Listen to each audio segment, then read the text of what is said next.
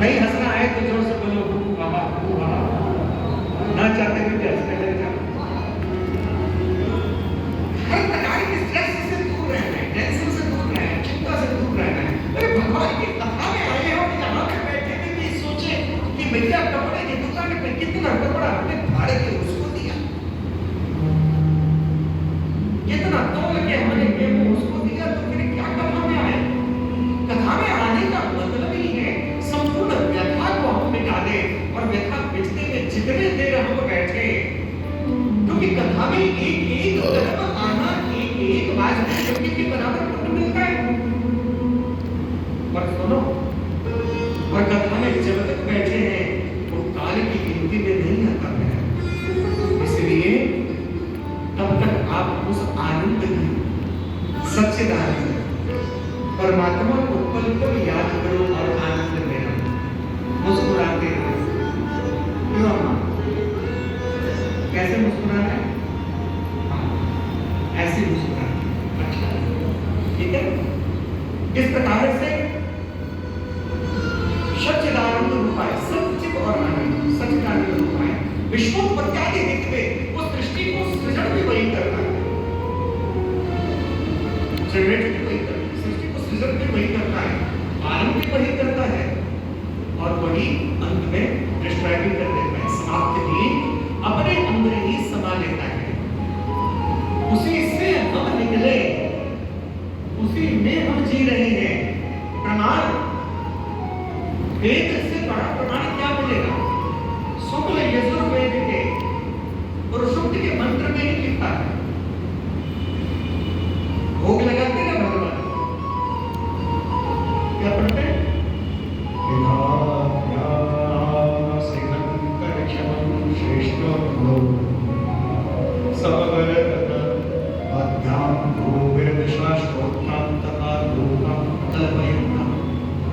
आकाश से लेकर के पाताल पर्यंत जितना भी है और सब कुछ उसके अंदर ही है, उसके पेट में ही है।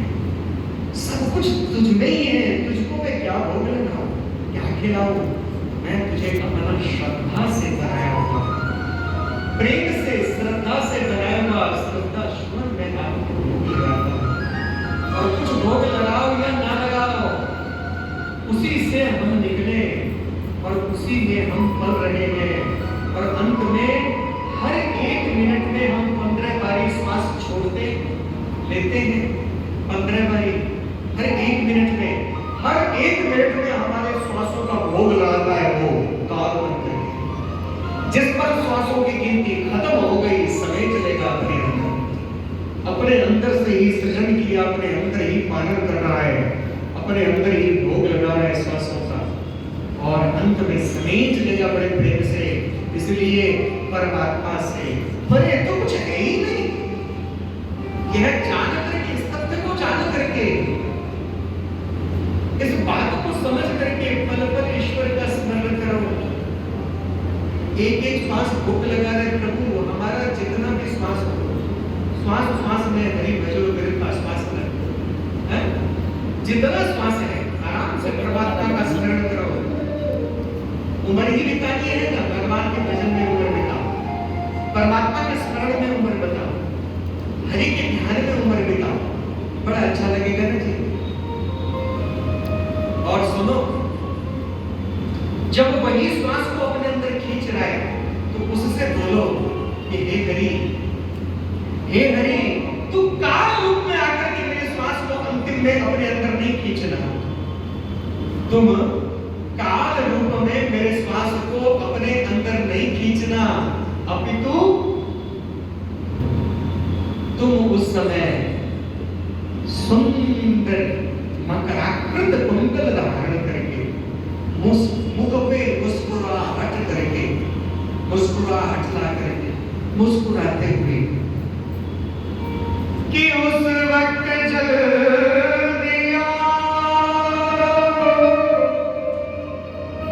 नहीं शाम भूल जाना, राधे को साथ लाना। करुणामयी, कृपामयी, भक्ति स्वरूप, साक्षात राधा और युगल छवि को देखते देखते मैं आप में समा जाऊं। मुझे जगत को देखना नहीं है, क्योंकि जगत तो ठगत है। जगत भगत नहीं, जगत तो ठगत है। मुझे जगत को नहीं देखना। ईश्वर जब अंतकाल आए तो तेरी करुणा में दिव्य छवि आए। काल रूप भी तू ही है और कृपा रूप भी तू है। तेरी कृपा स्वरूप, तेरी करुणा का रूप, तेरी अनुग्रह का रूप, तेरी मुस्कुराहट करते हुए तेरे महान रूप को मैं देखता रहूं और देखते देखते तुझको मैं तुझ में समा जाऊं। परमात्मा से यही प्रार्थना करना कि तापक त्रय विनाशाय, मेरे जीवन के तीनों तापों को आप शांत कर दे, नष्ट कर दे। श्री कृष्णाय वयम नमः। ये तीन प्रकार के ताप हैं। बोले कौन सा? तो समय अभाव है ना, तो इसलिए थोड़ा सा तो, लेकिन फिर भी पहले श्लोक को तो थोड़ा सा खोल दूंगा, ठीक है ना? तो तापक त्रय विनाशाय, प्रथम ताप है आदि भौतिक ताप। भौतिक ताप कि संसार में कोई कठिनाई ना हो, कोई परेशानी ना हो। जैसे हम कड़ी चावल दिन में खाए, क्या हुआ? पेट भरा हुआ था, फिर भी महाराज का आग्रह था कि तनिक सा जरूर लेना था। ठीक है महाराज, प्रतीक्षा किया घंटा 2 घंटा, रात में विलंब से थोड़ा सा रात में फिर प्रसाद आया, बहुत अच्छा इसका भोजन बना। आगे सुबह बचा नहीं तो क्या हुआ? गैस इत्यादि बन गए। तो अब आज से करना शुरू हुआ है, तो आज से तो हम अन्न लेंगे नहीं। रात्रि में एक समय भोजन करने के बाद तो क्या हुआ कि अपने आप फिर तबियत ठीक भी हो गई। वो भौतिक ताप को भी खत्म करता है। इसको बोलते हैं भौतिक ताप। संसारिक कोई परेशानी ना हो, कोई प्रॉब्लम्स ना हो, व्यापार में, इधर उधर, कामकाज में, शरीर कोई भी परेशानी ना हो। दूसरा होता है दैहिक प्रकोप। दैहिक प्रकोप ये था, दैहिक प्रकोप आकाशचारी प्रॉब्लम, जैसे कभी कोरोना आ गया, ये दैहिक प्रकोप। तो हमको हमारे जीवन में दैहिक प्रकोप ना आए।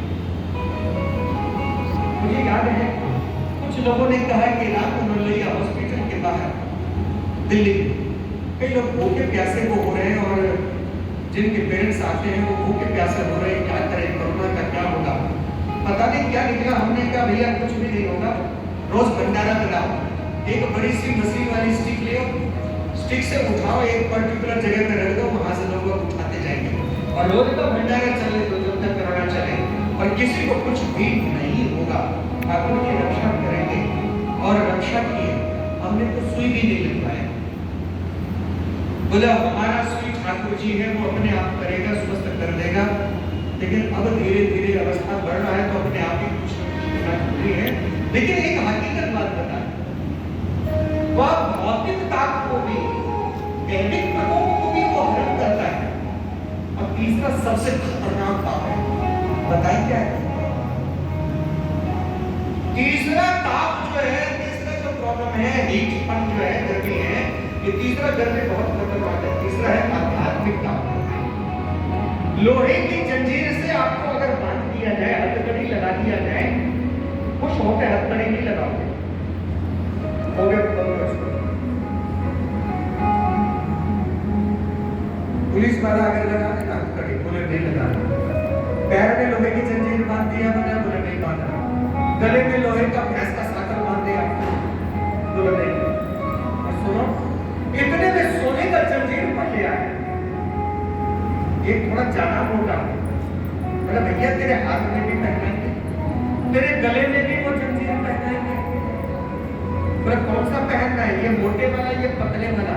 बोले नहीं नहीं, मोटे वाला ही पहनना। जितने जबरदस्ती उतने पहना दो। तो लोहे के जंजीर से तो व्यक्ति छूट जाता है, लेकिन सोने के जंजीर से छूटना बड़ा कठिन है। तो बाकी तापों से छूट सकता है, लेकिन ये जो सोने की जंजीर है ना, वो है आध्यात्मिक ताप। कि थोड़ा सा कुछ आया नहीं कि अपने आप को समझने लगे, अरे हम तो बस फूका होता है ना, फूका बैलून, बैलून की तरह फूल गए।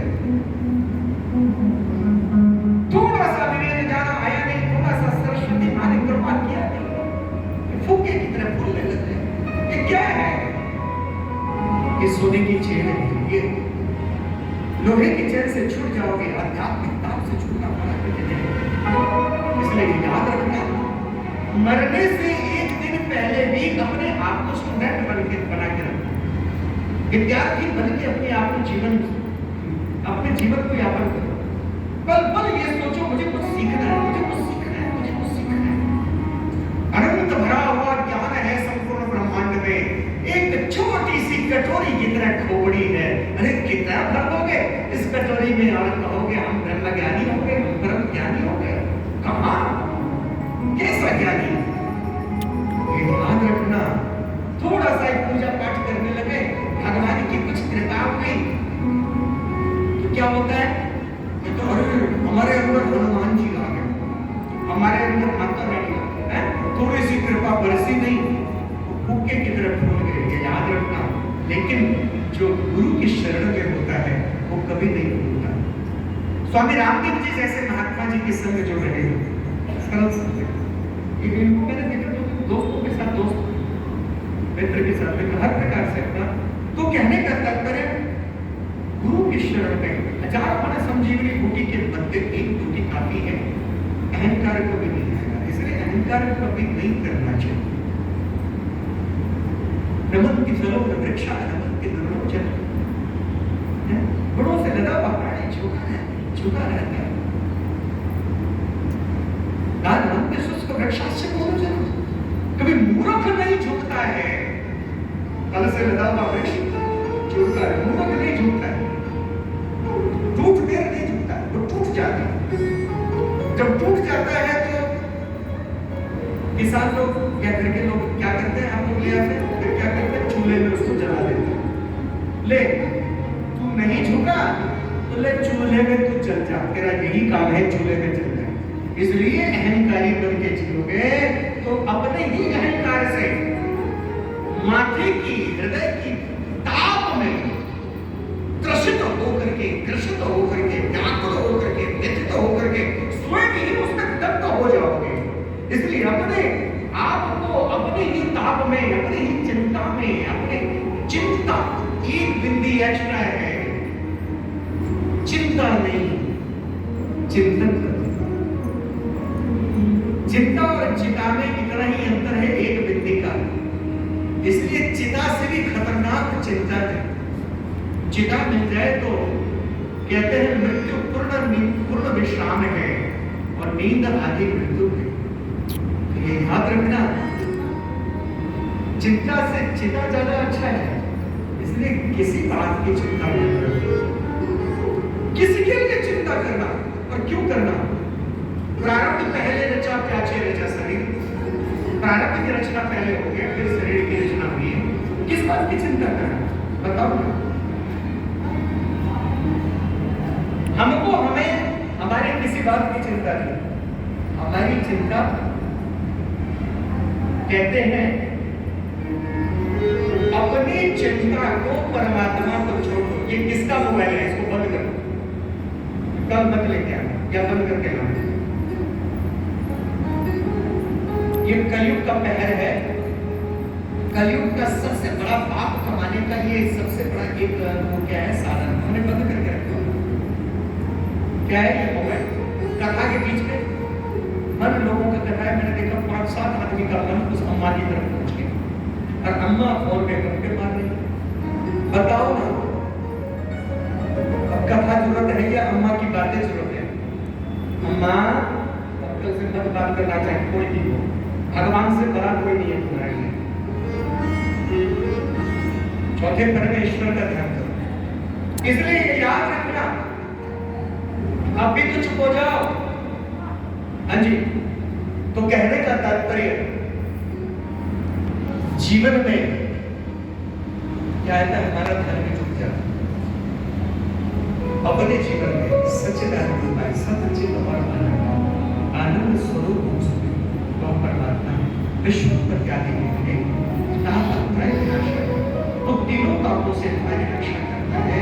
इसलिए हम चिंता न करें, हम चिंतन करें,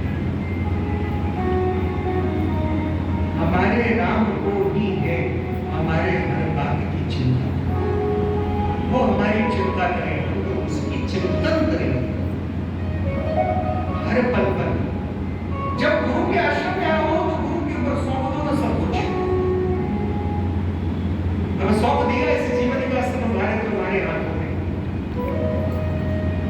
सकृदेव घटना है ना असली के चकाचने।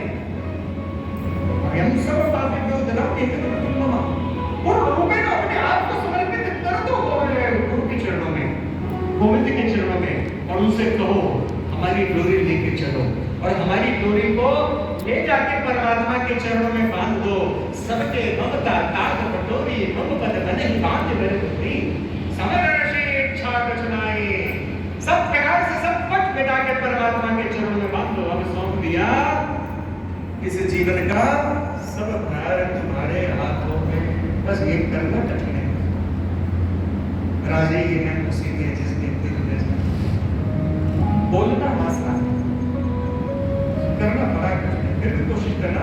तापत्रय विनाशाय श्री कृष्णाय वयं नमः। श्री कृष्ण के युगल चरणों को प्रणाम किया गया है। वयं नमः इसलिए है कि उनके युगल चरणों को प्रणाम किया गया है। श्री कृष्ण के चरणों को प्रणाम करते हुए भागवत का एक प्रथम श्लोक है।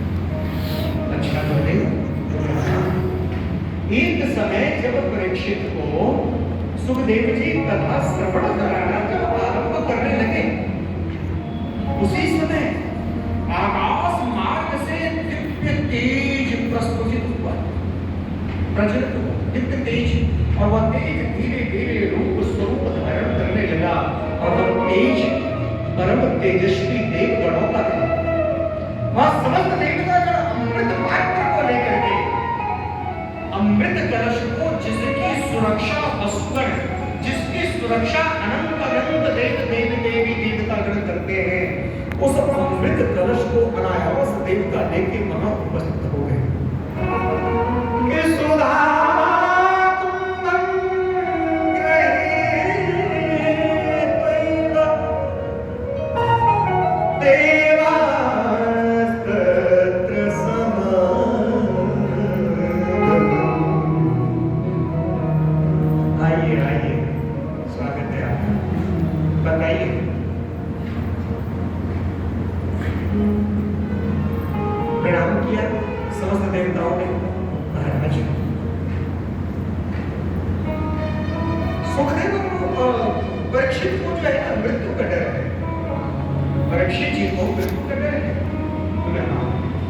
इसको मैं अमृत पिला देता हूं। देवता कहते हैं हम अमृत दे देते हैं और आप जो कथा अमृत करने लगे वो कथा अमृत इस अमृत के बदले हमें दे दो।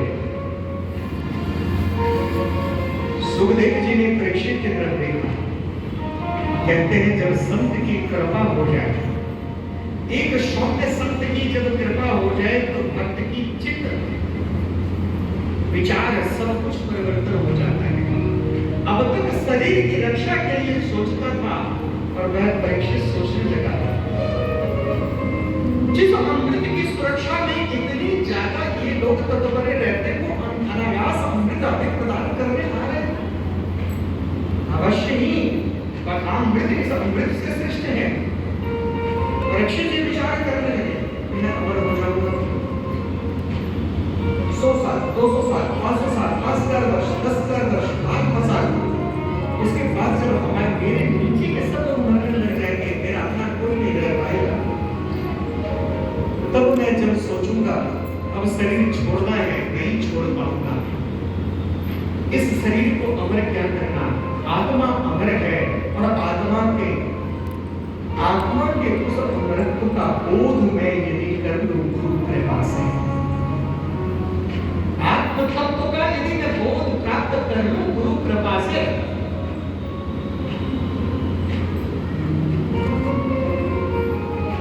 गुरु वचन यदि मैं श्रवण कर लूं मेरा जीवन कर्त हो जाएगा, मेरा जीवन उद्धार हो जाएगा।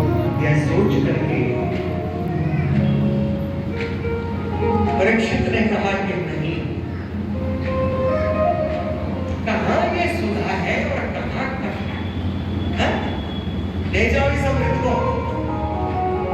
अब देवता लोग देखने लगे, सुखदेव जी ने कहा जाओ देवताओं सुना नहीं तुमने, बोले महाराज परीक्षित के साथ और लोग भी तो आए कथा सुनने के लिए और सभी लोग भी तो कथा सुन रहे हैं,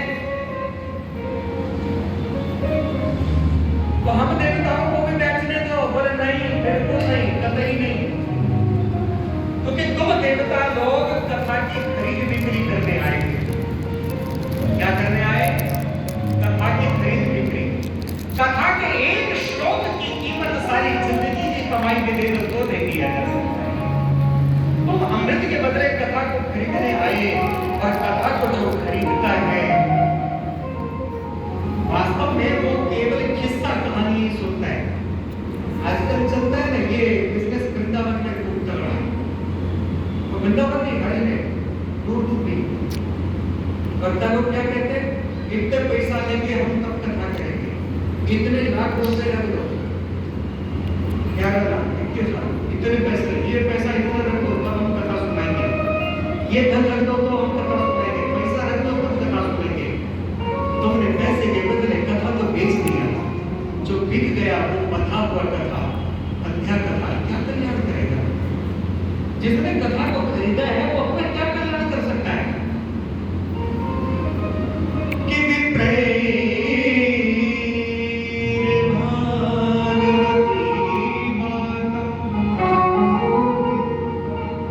स्पष्ट लिखा है भागवत के अंदर, मैं अपने मुंह से नहीं बोल रहा, मैं अपनी तरफ से कुछ नहीं बोल रहा, मेरा दोष कोई नहीं देगा। भागवती बात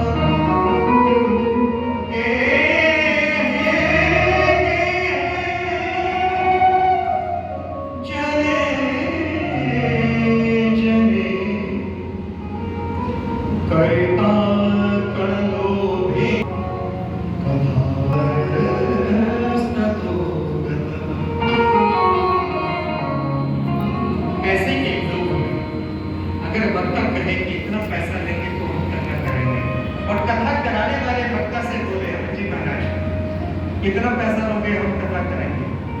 बिल्कुल नहीं, फिर कथा नहीं करो। अरे अमृत के बदले नहीं बिका तो तुम क्या खरीदोगे? इसलिए किसी ऐसे सरल व्यक्ति को चुनो जो कथा को बेचता ना हो, ठीक है? कथा की खरीद बिक्री कभी नहीं करनी चाहिए। आप ये जरूर करें, संगीत आएगी अगर व्यवस्था क्या है। पिछले शिव पुराण की कथा में भी मुझसे बोलने आए थे, महाराज क्या लोगे? हमने कोई ये कथा को बेचते नहीं और उसके बाद किसी ने हमसे नहीं कहा। संगीत प्रारंभ में भी लास्ट में बॉबी आए, हाथ में डाले थे, बॉबी ने कुछ मुट्ठी बांध कर मेरे हाथ में दिया, मैंने उसको देखा भी नहीं, मैं घर जा करके भी मैंने नहीं देखा। और मैं तो सब गृहस्थ में हूं ना, हाँ सब गृहस्थ संतत्व का स्वीकार किया हुआ है कि आगे वानप्रस्थ भी संतत्व का में। इसलिए मैं समस्त आश्रमों के अंदर क्या बोलते हैं, एक किंकर बन के, एक सेवक बन के, टहल टिकोरा बन के इधर उधर घूमने वाले। तो इसलिए मैं एक ही बात कह रहा हूं, तो हम लेके गए तो अनायास किसी वस्तु की जरूरत पड़ेगी, बात को खरीदने में ठीक है, ले आओ, जो कम पड़े वो कर लो और ये पैसा ये पकड़ो। उसमें से कुछ धर्म के लिए निकाल देते हैं, धर्म के लिए निकाल करके वो धन दिए और बोले बस जय श्री कृष्ण। हमने उसके बाद भी नहीं देखा कि गवर्नमेंट ने कितना दिया। इसलिए हम कथा को खरीदते बेचते नहीं। याद रखना, कंजूसी करना ना पड़े, कंजूसी करना ना पड़े। कंजूसी करोगे तो फल नहीं मिलेगा, किस्सा कहानी का मिलेगा। कंजूसी करना ना पड़े और कर्जा लेना ना पड़े। श्रद्धा भाव से कथा को सुनो और कथा कहने वाले की चरण पूजा करके बड़े भाव प्रेम से तिलक करके उनको विदा करो, ठीक है ना? जिससे कहीं ऐसा ना हो कि उसका पेट ना चले तो आगे वो भी कथा को खरीदने बेचने लग जाए। भैया तू बहुत कम दे रहा है और थोड़ा दे, मेरे लिए तो जरूरत नहीं, मैं किसी और के लिए बोल रहा हूँ। उसमें तो मेरे राम जी की ऐसी कृपा है कि इस जन्म में मुझे कोई कमी नहीं। अगर धन की इच्छा होता तो फिर तो मैं प्रधानमंत्री के पास ही सर्विस कर रहा था ना, अटल बिहारी वाजपेयी जी के पास अग्रजर टीचर था, सेंट्रल गवर्नमेंट ऑफिसर था, बहुत कुछ जमा करना पड़ा, इधर उधर एक कागज इधर से उधर करता जमा कर जाता। लेकिन जीवन में धन की आवश्यकता नहीं, मुझे वो प्रेम चाहिए। अब देखो ना, खाना भवन एक बारी आया वहां पे कथा करने के लिए, कौन सी जगह है उसका नाम है, क्योंकि दयाल आश्रम है, क्योंकि मेरा एक स्वभाव है, मैं जहां जाता हूं वहां पे लंबी चौड़े क्या बोलते हैं फैमिली नहीं बनाता हूं। जहां आया सबसे प्रेम है, लेकिन जहां जब तक रहा तब से प्रेम है, आगे निकला तो कबरा खड़े बाजार में मांगे हिसाब से खैर, ना काबू से दोस्ती ना काबू से बैर। मैं कहां गया ठीक है, प्रेम है, स्नेह है, उधर भी घूमना है, उधर आए उधर से स्नेह मिला। और वहां पे ऐसे हुआ कि शिव पुराण की कथा से शिव समान संत जो ब्रह्मचर्य संत में है, सरल संत स्वामी रामदेव जी महाराज बने वहीं से। और बाबा जी के साथ वाहन में हम गंगा स्नान करके आए, बड़ा आनंद लिया और उसके पश्चात एक से अच्छा स्नेह हुआ और बाबा जी ने आज्ञा किया। उस आज्ञा को बॉबी जी ने स्वीकार किया और उधर हमको तिलक करते हुए तुरंत बॉबी जी ने कहा कि गुरु जी की आज्ञा है, आपने पंचतीर्थी में भागवत महापुराण की कथा करनी है। मैंने कहा ठीक है। फिर एक जगह हम गए, यहाँ से जाने के बाद थोड़ा सा अस्वस्थ हुए, कहीं बाहर गए थे, केश दान इत्यादि करके आए, थोड़ा अस्वस्थ हुए, बैठे थे तो श्रीमान हमारे बीच में परम विद्वान पुरुष हैं दिनेश पाठक जी, इनके संग में एक जगह कार्यक्रम था अर्जुन नगर, हम भूल गए। इनसे बात हुई, इन्होंने कहा कि महाराज वहाँ है, आना है, बोला हुआ है। अरे ठीक है। अनायास तबियत बहुत खराब है, उसमें नहीं जा पाए, लेकिन मेरे मन की इच्छा थी इनको सुनने के लिए। मैं विशेष सम्मेलनों में जहाँ ये जाते हैं वहाँ बोलने कम जाता हूँ, इनको सुनने के लिए जाता हूँ। सच बात है, मैं बिल्कुल क्लियर बोल रहा हूँ। मुझे बहुत अच्छा लगता है इनका कीर्तन, इनको सुनने जाता हूँ। वहाँ श्रवण किया, उसके बाद होटल में था, होटल को भी नमस्ते करके नहीं जा पाया, घुटने में चोट लगी। लेकिन यहाँ कार्यक्रम हुआ, मैंने कहा छड़ी लेके भी जाना पड़ेगा, जो मर्जी जाऊंगा, लेकिन आने से पहले ठाकुर जी ने 3 दिन के अंदर पूरा सुखा दिया और चलना फिरना फटाफट कर दिया कि बाबा जी ने कुछ ऐसा मंत्र पढ़ दिया, तुम्हें आना तो पड़ेगा ही। सो कहने का तात्पर्य, बोलो जय श्री कृष्ण। बहुत देर से बुलवाया गया, मैं भी सोच रहा था। बोलो जय श्री कृष्ण, जय श्री कृष्ण। तो ये याद रखना, कभी भी प्रेम बाहर को नहीं बाहर रखे हैं, ये करना कर सोगे ना, कथा सारा सोचोगे ना, कथा का सारा तत्व तो नष्ट हो जाता है।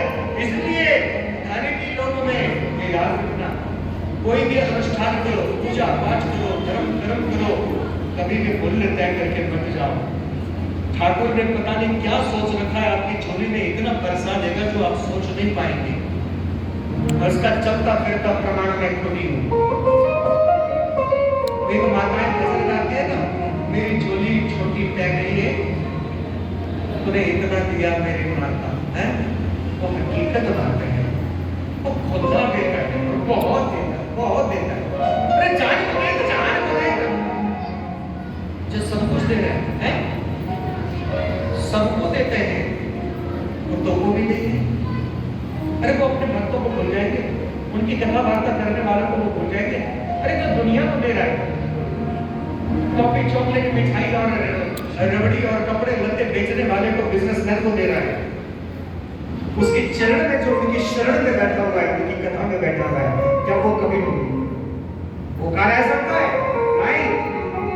प्रभु की फौज करेगी, फौज और कर रही है। गुरु की फौज, अरे बोलो ना, गुरु की फौज। स्वामी अमरदेव जी का ये सिंहासन है, स्वामी अमरदेव जी का ये आसन है, स्वामी अमरदेव जी का ये पवित्र आश्रम है। स्वामी अमरदेव जी के आश्रम में यहाँ दो परम दिव्य संत हुए, दयाल आश्रम और अमरदेव जी का आश्रम। अब याद आ गया ना, तीनों में बोला था दयाल आश्रम और अमरदेव जी का आश्रम।